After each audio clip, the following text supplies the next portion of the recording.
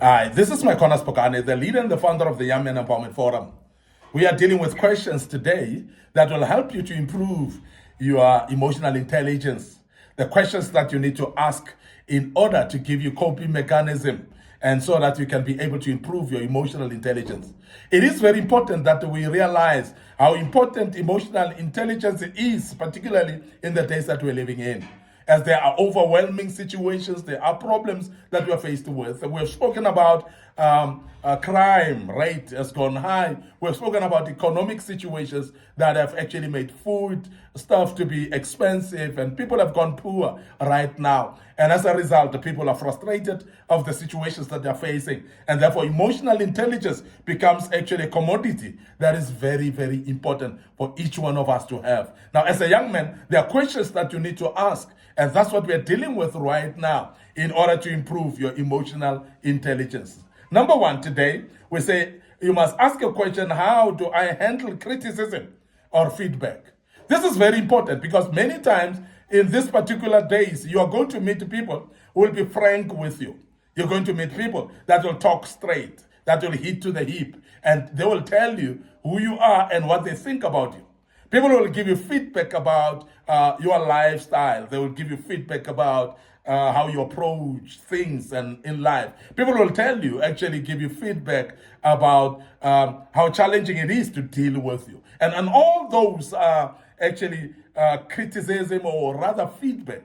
And the question of finding out how do you deal with feedback or criticism, this question will help you understanding how you process feedback, especially negative feedback, is a key aspect of self-regulation and emotional resilience as well. And because in these days and time, if we are to improve our lives, if we are to become better people, we need to embrace the feedback much more better. We must actually know that in life you'll be criticized by those who like you, but then you'll be given feedback by even those that don't like you. And therefore, it is very, very important. And I want to emphasize that while you're going to get feedback from both those who like you and those who doesn't like you, it is going to be a frame of your mind on how you interpret that feedback and how do you embrace that feedback. If you don't receive feedback well, that is going to cause you to have a negative emotional intelligence. And as a result, you're not going to be able to cope with situations in your life because there will always be feedbacks that comes your way. So this helps you to understanding how you process feedback. You need to find out how do you handle feedback. How do you handle negative criticism as well? Because it's very important to know how you do so that you can be able to put measures of handling it better if you're not at this particular time. The next question that you need to look at as a young man is that you must ask yourself, how do I prevent impulsive decision driven by emotions? And many of us often do some decisions based on emotions. We do make decisions based on anger sometimes. We do make decisions based on how we feel at that particular time. Some decisions are out of stress. Some decisions are out of pressure. But how do you then prevent impulsive decisions that you are doing them or making them because of the pressure that you're under? Now, this is helping you to reflect on how to pause and to reflect before reacting on any emotional help, on any emotional impulse or any feeling that you have, and to pause a little bit to say, yeah, I cannot behave this way, I cannot say this, and analyze and reflect what you want to say first. After pausing, you'll actually say it better. This is very important because many times we are quick to snap, we are quick to say things, we are quick to impulsively make decisions, and we apologize, as I said, later. And that apology may not be valid because you could have paused actually. You could have actually thought about it. You could have actually breathed in first and take a deep breath and before you react. Because if you do, that will help you actually in preventing actually those what we call decisions that are driven by impulsive emotions. So this is very, very important. It helps you to develop better control over impulsive actions and impulsive decisions as well. But you need reflection. You need to introspect. You need to be honest with yourself and say, but I cannot behave this way. You need to be honest with yourself and say, but I cannot be impulsive all the time, because being impulsive doesn't help me. It does actually disturb how I deal with people. It does disturb my relationships. And when you are able to identify that, you'll be able to do better in that regard. The other question that you should ask yourself in order to improve your emotional intelligence as a young man is, what are some healthy ways I can express my emotions? What are healthy ways that I can express my emotions? Because emotions will come, emotions will be there all the time. But your expression of them matters, because how you express your emotions, it matters. There are times where you are angry. How you express your anger then becomes a very, very key issue. So therefore, it is very important that you ask yourself at this particular point on what are some healthy ways or measures in order to express my emotions better. If you explore this question, you are going to learn to express emotions better. You are going to be constructive in the ways that you express your emotions, because you are going to identify some ways. You're going to identify some methods and ways to say, I'm going to handle my emotions differently. When you start to do that, you are going to actually become a better person when you express your emotions better. When you are angry, if you express your anger better, and you are going to find yourself being able to keep your relationships and be able also to manage to deal with people, because your anger management will be better. That's very, very important. You'll be constructive and become assertive as well sometimes, and because it's very important that you understand that anger will come. You will be angry, but how you handle that is very important. Imagine communicating wrongly because you're angry.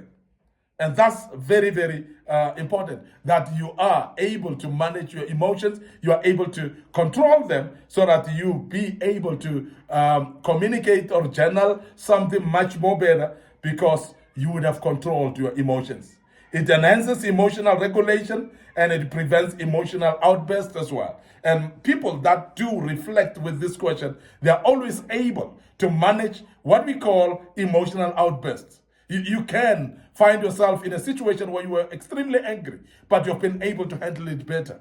There are times when you are angry and behave in a very unpleasant manner. And as I say, when you look at it later, you see that a second thought you could have done better. But because of that, then you live a life of regrets, and many live lives of regrets because of just how they could not handle how they are feeling or their emotions. So this is very important that we do make sure that we handle emotions better, and we do make sure that also we are managing our anger very, very well as well. And as you do so, you'll communicate better even when you are under pressure. Even when you are emotionally impulsive as well, you will be able to pause a little bit and communicate with people better, and while you're regulating and preventing what we call emotional outbursts as well. In closing, we want to say, look at this question. What motivates me to achieve my goals? This is a very good question that you should actually look at. If you are to manage your emotional intelligence, if you are to have a better emotional intelligence, you need to ask what motivates you to achieve your goals. When you know your motivation, you are able to focus on that motivation. You are able to focus on positive things that are motivating you in your life. This type of a question, it helps you understanding what drives you, which can help sustain motivation, especially in challenging times. And I'm sure you are aware that when you are faced with challenging times and very, very difficult situations, your motivation level goes down. And most of us, we are not able to pick it up. We are not able to resuscitate our motivation while we are in that situation. And therefore, because you need motivation throughout, if you are to succeed in everything that you do, if you are to continue actually pestering on what you do and succeed in it, you need to be motivated all the time.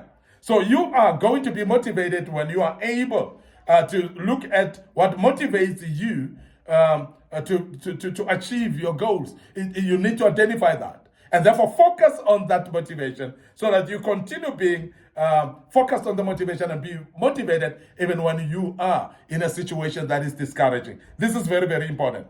Now, you will be able to align your actions with your personal values as well when you are able to identify that. So, personal values, you are actually able to align them with your personal values because you will be actually driven towards fulfilling the goal and push even when you don't feel like.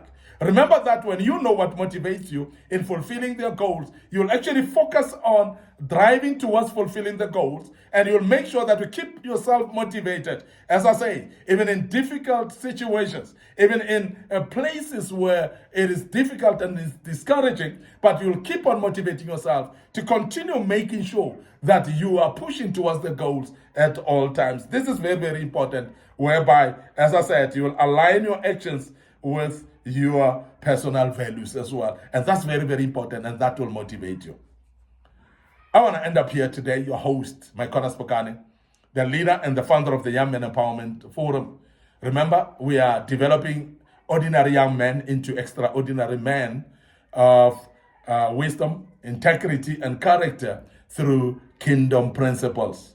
And before we check out today, we want to draw your attention towards our Facebook page, Young Men Empowerment Forum, Facebook page, Micornus Phokane as well. So please like and follow us on those Facebook pages. Click notification buttons as well. Don't forget to subscribe to our YouTube channel, which is under Young Men Empowerment Forum. So may you please subscribe and invite your teams and your friends as well to subscribe to this YouTube channel. Don't forget our TikTok account as well, whereby we have posted a lot of materials in the past that may be very useful for your life.